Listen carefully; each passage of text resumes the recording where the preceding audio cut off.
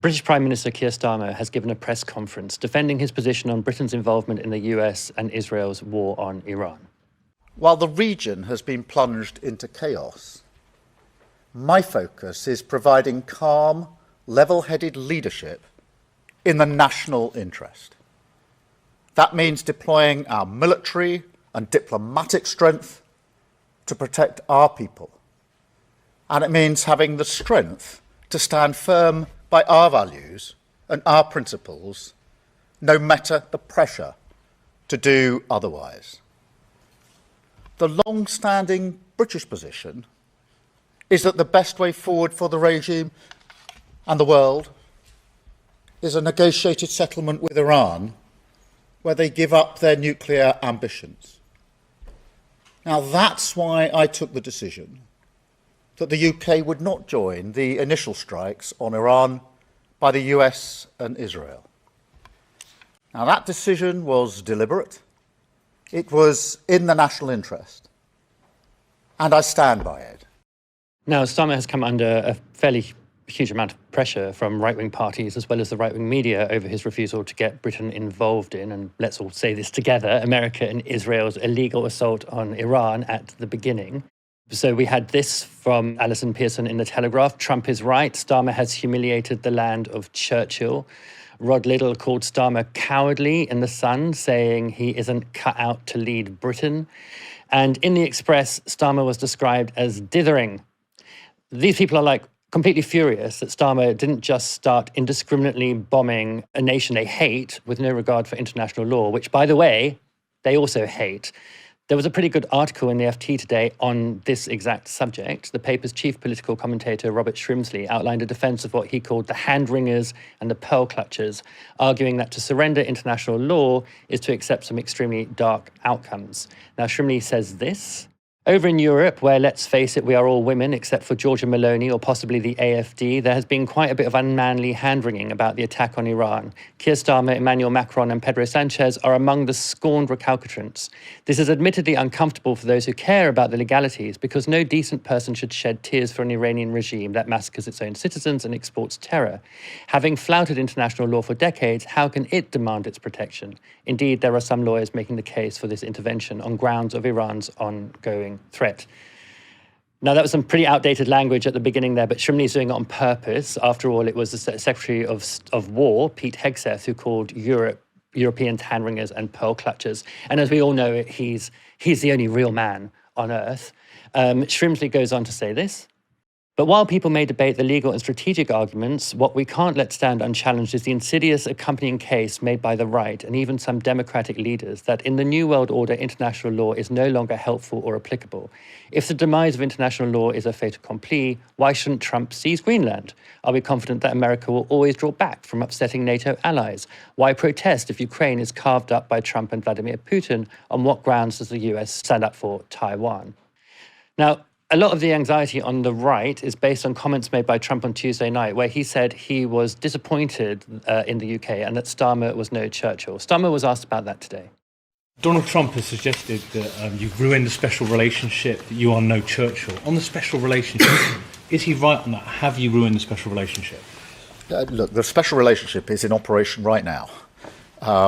We're working with the Americans in the deployment from our bases.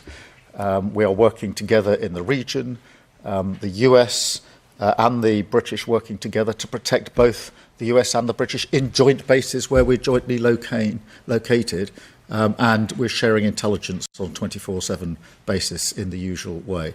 That is the special relationship. That is a special relationship in operation. And clearly it's for the President to take decisions that he considers in the national interest, the right decisions for the US. I understand that, I respect that. But equally, it's for me, as the British Prime Minister, to take decisions that I consider to be in the best interest of the United Kingdom. There's nothing controversial about that. Where Starmer does seem to be focusing his energy, though, is on getting Brits out of the region. More than 140,000 Britons are in the Gulf states and other nearby countries, and they've registered with British embassies and consulates. And after a delay, the first government flight departed Oman today. Some commercial airlines have now also begun bringing people home after the entire airspace of the Middle East was closed for days, again, because of this illegal war. Starmer spoke about the complexity of the operation to get people out. I want to be very clear. This is a huge undertaking. It's one of the biggest operations of its kind, many times bigger than the evacuation from Afghanistan. It's not going to happen overnight, but we will not stop until our people are safe.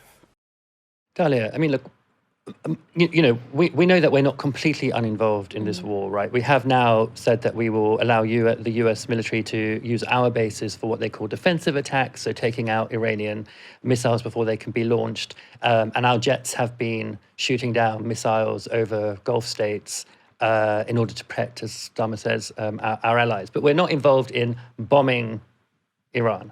I think that's a good thing. I don't think we should be joining forces with pirates and renegades when it comes to international law. I also think, I want a prime minister who cares about getting people out of the region and bringing them home and getting them into safety.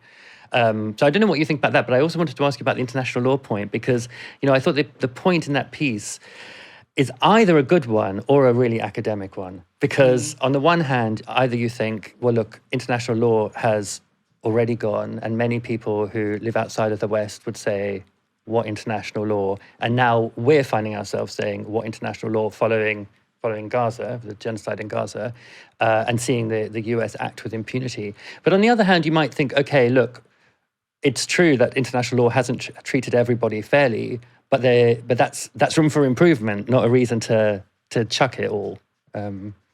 Yeah, I mean, the history of international law is not a universal one, but I don't think that that those of us who have been critical of the way in which international law was both the international law that is supposed to be, protecting human rights. I think those of us who might have been critical of it, the argument was never to ditch it altogether and just have a free-for-all. It was always to kind of expand and adapt it in light of those limitations. I'm, of course, glad that at the moment Britain is not involved in active warmongering in Iran, as in, firing bombs on Iranian people.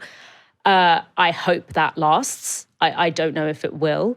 But I also do think that we sometimes have to be a little bit careful about how we kind of frame the way in which, particularly since the Iraq War, Britain has operated in the region. There's often this narrative that kind of Britain is this poodle of the US and Israel. And, if there was no US and Israel, Britain would be this, pacifist, passive country that, would mind its own business, when obviously, the entire blueprint of the colonization, the Western colonization of the Middle East is British. It is deeply, deeply British. And after the World War II, we see Britain continuing to fight occupational wars in Yemen, in Oman, in Egypt. So, it much more than the US. It has a deep knowledge and history of colonial occupation within the region. And I think, when it comes to kind of direct military operations, as in, actually carpet bombing, actually providing, sending weapons and all of this, the US and Israel at the moment don't really need that. What they do need is the thing that we are giving them, which is intelligence. Britain's intelligence is almost second to none in the region. And we're giving them access to that military infrastructure, which, why do we have bases all over this region? Because there is an ongoing, very British colonial interest in the region. And so, yes, I am glad that we're not, killing rooms full of school children. But I think that that's not really a product of kind of Keir Starmer being sort of above this operation, not in the way that I would say like the Spanish leadership is, but I think it is about saying, okay, how can we give what we need to give in order to maintain this kind of alliance that is very much in both of our deep state interests, without perhaps, risking, I guess, British troops or doing something that will make him even more deeply unpopular within Britain. But we are still providing the Americans with the most valuable British asset in the area, which is our intelligence and the military bases, which is a legacy of British colonialism in the region, which stretches back far beyond American occupation in the region. Yeah, I think Pedro Sanchez's refusal to let the states use their bases is partly a recognition that there will always be mission creep. So you can begin by saying, okay, we're restricting the use to these few things, and that will change over time. The definition of defensive will become thinner and thinner. And also, especially when, you've got people like Hegseth and Trump who, you don't think are going to be, particularly interested in honouring an agreement of any kind for the use of bases.